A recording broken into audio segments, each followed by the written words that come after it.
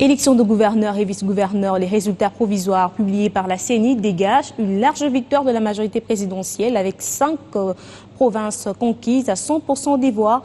Dans le nord Ubangui, les électeurs vont devoir départager Marie-Thérèse Guérimbo, la seule femme à André Teddy Kapalata. Et pour le sud Ubangui, les urnes livreront leur secret le 1er avril prochain. Ibish Ngoua.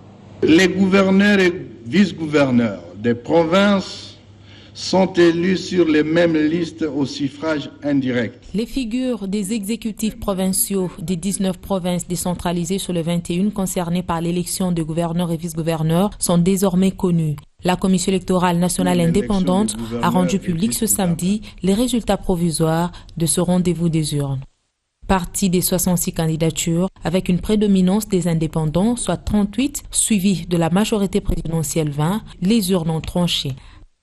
14 provinces sur les 19 ont été raflées par la majorité présidentielle, suivies des 5 par les indépendants. Une page vient d'être tournée ce jour, celle qui consacre la mise en œuvre de la décentralisation par l'installation de nouvelles provinces. Pour le reste, le processus électoral continue son bon chemin par la révision du fichier électoral. Sur les 19 provinces, 5 ont été conquises à 100% de voix par la majorité présidentielle et une par les indépendants. Des statistiques provisoires qui font état des 5 femmes élues au poste de vice-gouverneur, dont 4 pour le compte de la majorité présidentielle et une pour le compte des indépendants, ceci sur les 8 candidatures enregistrées. Concernant les 5 candidats au poste de gouverneur, aucune jusqu'ici n'est élue. Pour ce qui est du Nord Ubangui, où aucun candidat n'a obtenu la majorité requise, un second tour opposera d'ici peu Marie-Thérèse Guérimbo de la majorité présidentielle à André Teddy Kapalata du MLC. Et pour ce qui est du Sud Ubangui, les électeurs se prononceront le 1er avril et la publication des résultats interviendra le même jour. Le 1er avril 2016, vote des gouverneurs et vice-gouverneurs. Le 1er avril 2016, le même jour, annonce des résultats provisoires par la CENI. Du 3 avril au 10 avril 2016, 8 jours de recours en contestation des résultats conformément à l'article 73 de la loi électorale. Du 11 avril au 17 avril 2016, 7 jours de traitement des contentieux des résultats par la Cour d'appel. La campagne électorale, elle, s'étendra du 28 au 30 mars. Il s'est de rappeler que ce report fait suite à l'annulation des résultats par la Cour d'appel de Mbandaka de l'élection du bureau définitif de l'Assemblée provinciale. Ouvrant cette édition rétrospective par la CPI qui a rendu son arrêt.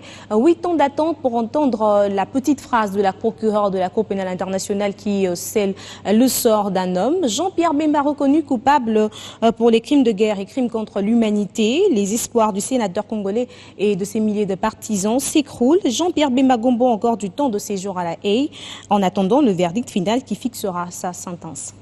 La Chambre déclare Jean-Pierre Bemba Gombo coupable.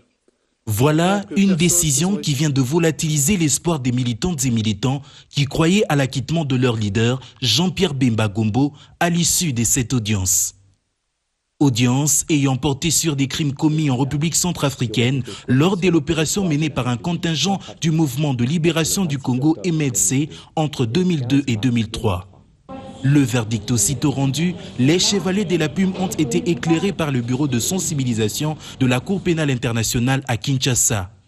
La Chambre a conclu que Jean-Pierre Bemba n'a pas pris toutes les mesures nécessaires et raisonnables pour empêcher ou réprimer l'exécution de crimes par ses subordonnés lors de l'opération menée en République centrafricaine en 2002-2003 et pour en référer aux autorités compétentes.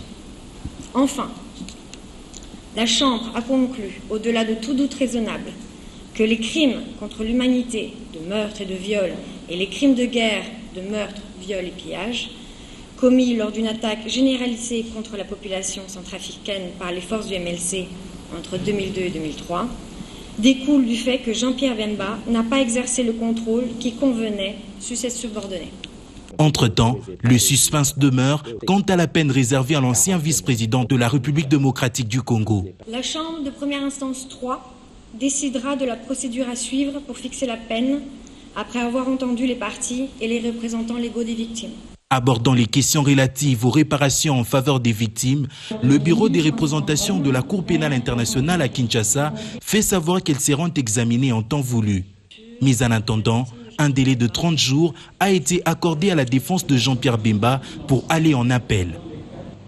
Et bien que l'espoir demeure pour beaucoup, les réactions de l'opposition ne se sont pas fait attendre. Elle se dit être déçue de cet arrêt de la CPI. La Chambre a conclu que Jean-Pierre Bemba n'a pas pris toutes les mesures nécessaires et raisonnables pour empêcher ou réprimer l'exécution de crimes par ses subordonnés lors de l'opération menée en République centrafricaine en 2002-2003 et pour en référer aux autorités compétentes. Enfin, la Chambre a conclu, au-delà de tout doute raisonnable, que les crimes contre l'humanité de meurtre et de viol et les crimes de guerre de meurtre, viol et pillage commis lors d'une attaque généralisée contre la population centrafricaine par les forces du MLC entre 2002 et 2003 découle du fait que Jean-Pierre Bemba n'a pas exercé le contrôle qui convenait sur ses subordonnés. La Chambre de première instance 3 décidera de la procédure à suivre pour fixer la peine après avoir entendu les parties et les représentants légaux des victimes. Et prenons ce communiqué avant de poursuivre cette édition rétrospective. Le mouvement pour la libération du Congo libéral, MLC, libéral en sigle, a suivi avec une particulière attention le verdict de la Cour pénale internationale reconnaissant le sénateur Jean-Pierre Bemba Gombo coupable de crimes contre l'humanité et de crimes de guerre. Le MLC libéral est fortement attristé par cette épreuve infligée au sénateur Jean-Pierre Bemba Gombo.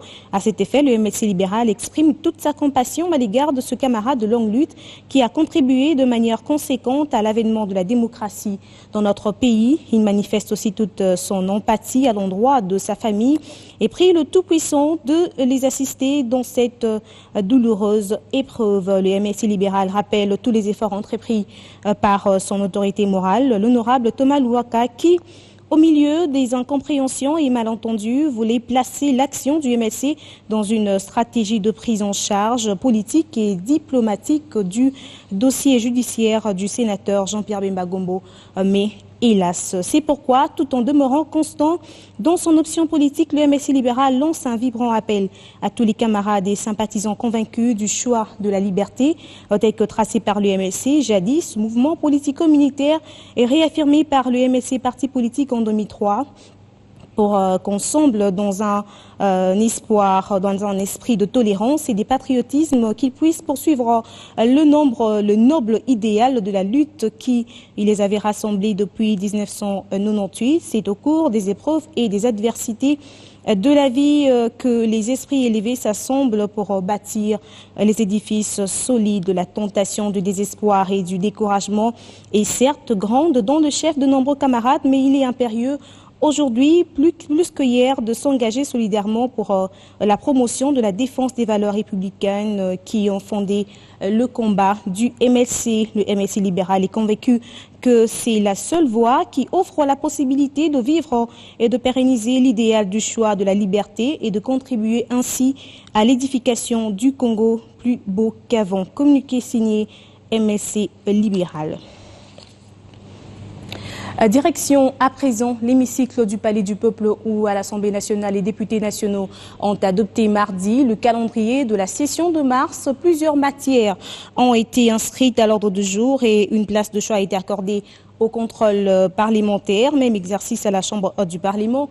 Les sénateurs ont adopté le calendrier de la session de mars qui comporte 13 nouvelles matières. Outre le contrôle parlementaire et les arriérés législatives arriérés, dont fait partie l'opposition, la proposition de loi portant statut des anciens chefs d'État élus.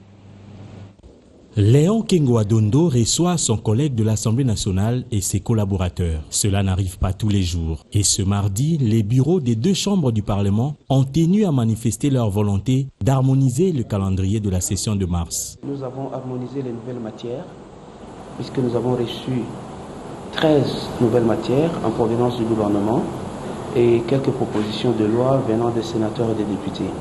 Donc il était question qu'on se répartisse pour une célérité de travail, qu'on se répartisse les matières pour savoir lesquelles sont en premier traitement à l'Assemblée nationale et lesquelles sont en traitement au Sénat. Nous sommes arrivés à un compromis où nous avons fait 50% des matières. Crise financière internationale oblige, les deux bureaux vont mettre en place un comité de suivi budgétaire. Les deux bureaux se sont mis d'accord à mettre en place une commission de suivi budgétaire, de sorte à ce que nous soyons capables d'accompagner le gouvernement dans l'exécution de ce budget. Aubin Minakou et Léon Kengwa Dondo ne sont pas restés indifférents face aux attentats qui ont secoué Bruxelles. Le Parlement dit compatir avec le peuple belge. Rendons-nous à New York où s'est tenu le Conseil de sécurité de l'ONU au cœur des débats. La situation sécuritaire et économique qui prévaut actuellement dans les Grands Lacs, l'apport de l'RDC dans la stabilité de la région et la question du processus électoral en RDC ont été évoqués au cours de ce débat par le chef de la diplomatie congolaise. Le représentant spécial des Nations Unies en RDC, Maman Sidikou, a quant à lui lancé un appel au dialogue crédible entre tous les acteurs politiques. Le maintien de la paix et de la sécurité internationale, prévention et résolution des conflits dans la région des Grands Lacs. C'est sous ce thème que les pays membres du Conseil de sécurité ont examiné le lundi dernier la situation politique et sécuritaire dans la région des Grands Lacs. Un débat public auquel a également pris part le chef de la diplomatie congolaise, Raymond Tshibanda, à la tête d'une forte délégation gouvernementale. Sous la présidence angolaise du Conseil de sécurité de l'ONU, conduite par le ministre des Relations extérieures, Georges Chikoti, en présence du secrétaire général de l'ONU, le Conseil de sécurité a salué les acquis de la conférence de Kinshasa, qui pour lui a jeté les bases d'une nouvelle ère de paix et de stabilité en vue de promouvoir l'intégration économique régionale, construire la paix et la sécurité, conformément à l'accord cadre pour la paix, la sécurité et la coopération pour la RDC. Par ailleurs, le secrétaire général de l'ONU a aussi salué la réussite de l'organisation par les autorités congolaises de la conférence sur les investissements du secteur privé dans la région des Grands Lacs tenue à Kinshasa le 24 et 25 février dernier. Prenant la parole, Raymond Tshibanda a fait savoir que la RDC faisait preuve de détermination dans la mise en œuvre de ses engagements nationaux, avec notamment la poursuite des réformes en cours pour la consolidation de la démocratie et de l'état de droit, la reconstruction du pays et son développement économique et social. Il a en outre noté que le pays s'est illustré par un comportement des plus responsables et respectueux des engagements régionaux et internationaux souscrits dans le cadre de l'accord cadre du 24 février 2013. S'agissant du processus électoral, Raymond Tshibanda a fait savoir que le processus en cours tient à l'organisation des élections libres et conformes aux standards internationaux. Aucune violence ne devrait entacher ces élections, ni avant ni après, car la paix et la stabilité n'ont pas de prix à tillimité. Il est revenu également sur la tenue du dialogue politique initié par le chef de l'État pour éviter la réinitialisation des violences post-électorales. Cette rencontre de New York a également connu la participation des représentants de l'Union africaine, de la Banque mondiale, de l'envoyé spécial du secrétaire général dans la région des Grands Lacs, Saïd Djinit, et du chef de la MONUSCO, Maman Sidikou.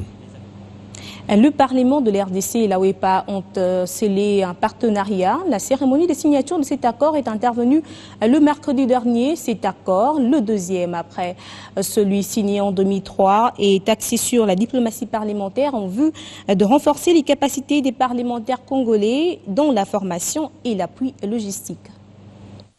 Une cérémonie sobre mais pleine de signification. Il s'agit de la signature d'un accord de partenariat entre la OEPA d'une part et le Parlement de la République démocratique du Congo de l'autre.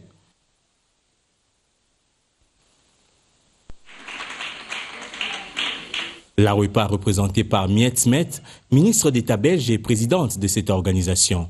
Et le Parlement congolais par Élisée Mounembwe, questeur de l'Assemblée nationale, et Edouard Mokolo Apombo, premier vice-président du Sénat. Nous attachons vraiment une grande importance compte tenu de l'expérience du passé où nous avons organisé des séminaires, où nous avons couplé ces séminaires et ces travaux avec le partenariat d'autres organismes comme le PNUD pour que le Parlement atteigne une certaine efficacité dans son action.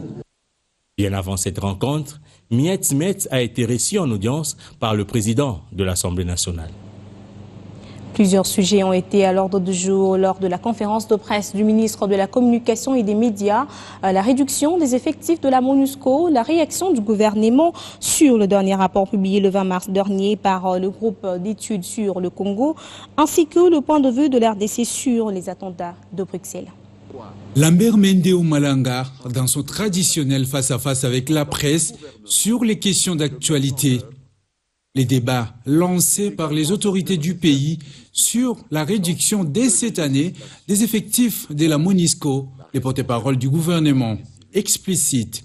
À moins que l'on interdise au gouvernement congolais d'avoir un point de vue, nous avons notre point de vue sur les besoins en sécurité de notre pays. Et donc, nous avons intégré le soutien au processus électoral comme un des éléments de cette sécurisation générale, globale. Et nous estimons que nous n'avons pas besoin de plus de 10 000 éléments pour cela, parce qu'entre-temps, notre force armée est montée en puissance, grâce aussi à leur soutien. Autre actualité, la réponse du gouvernement congolais au rapport publié par le groupe d'études sur les Congo, rapport d'une 40aine de pages dirigé par un ancien de la MONUSCO, Jason Stern. Il dédouane ainsi les ADF dans les tueries des bénis territoires. L'étude se contente en réalité de pimenter ou de romancer plus ou moins ce que les autorités judiciaires congolaises et la MONUSCO n'ont cessé de dire jusqu'à ce jour, à savoir que quelques autochtones, c'est-à-dire quelques Congolais, ont été embrigadés par les terroristes des ADF pour tuer leurs propres concitoyens. Nous l'avons souvent dit ici même. Le fait que certains assaillants se soient exprimés en Lingala et en Kinyarwanda, alors que les ADF s'expriment généralement en Kiganda et en Swahili, ne constitue donc en rien un scoop que Stearns croit jeter en pâture au lecteur de son rapport. Lambert Mende Oumalanga a une nouvelle fois démontré l'importance du dialogue pour un processus électoral apaisé en RDC. Et la RDC qui condamne par l'entremise de Lambert Mende les attentats de Bruxelles et dit sans compassion au peuple belge. 10 Congolais blessés sont comptés parmi les victimes du mardi 22 mars, dont Louongue Kabindangoy, premier vice-président de l'Assemblée nationale de la RDC. Sans la normalisation, les produits et services congolais ne seront compétitifs en dehors des frontières. Le cas de la zone COMESA et ISO, l'RDC qui s'efforce à rattraper le retard dont les normes harmonieuses sensibilisent les opérateurs économiques et autres du secteur public aux avantages de demeurer dans la normalisation tant pour les produits que pour les consommateurs. Sans normalisation, pas de possibilité d'échange des produits et services sur la zone COMESA, voire le marché international. La RDC, consciente du retard accumulé, se doit de recadrer le tir pour se rendre compétitive, de l'adhésion au projet de mise en œuvre de l'intégration régionale COMESA. Les 54 normes adoptées en septembre 2015 et publiées en décembre de la même année augmentent le volume à 271 sur le 370 pour lequel le pays avait pris l'engagement d'adopter en 2008. Ces récentes normes sur l'agroalimentaire, l'évaluation de la conformité, management, qualité, ainsi que les emballages en plastique, ne trouveraient leur sens sans la mise à disposition du public organisateur représenté dans cette journée de sensibilisation aux normes harmonisées du COMESA adoptées aux normes nationales. M. Désiré Bachilele est directeur adjoint à la normalisation de l'OCC. Lorsque vous fabriquez un produit qui respecte les normes, les produits deviennent compétitifs. Donc vous avez l'occasion de pouvoir les vendre ailleurs. Alors, vous pouvez les vendre sous d'autres cieux sans qu'il y ait trop de problèmes. C'est vrai qu'il y a les processus est long, hein, mais en tout cas cet avantage vous l'avez. Donc l'impact direct, c'est que d'abord il y a une fidélisation des clients, il y a l'ouverture du marché, il y a la production locale et la vente sur la vente locale est facilement faite. Donc il y a plusieurs avantages qui peuvent être assurés. Au Congo, peu d'entreprises utilisent des normes, attestent les missions sur les enquêtes normatives. Cette harmonisation, financée par le 9e Fonds européen de développement dans le cadre des actions en appui à l'intégration régionale, facilité d'ajustement, est vu comme un salut, surtout pour les consommateurs, principales victimes de ces fléaux. Le président des consommateurs congolais le reconnaît et ne jure que sur la sensibilisation. Patrice Moussokomboui. La journée d'aujourd'hui, je peux dire simplement, c'est un début de sensibilisation, mais il faut plus sensibiliser les consommateurs. Dès que les consommateurs seront en mesure d'exiger des produits de qualité, à ce moment-là, les entreprises auront peur de présenter n'importe quel produit aux consommateurs. Donc, il faut que les consommateurs prennent de l'avant. Il faudra que les consommateurs aussi revendiquent des produits de qualité. Chaque fois que les consommateurs veulent acheter un produit ou bien veulent consommer un produit, il doit exiger toujours la qualité.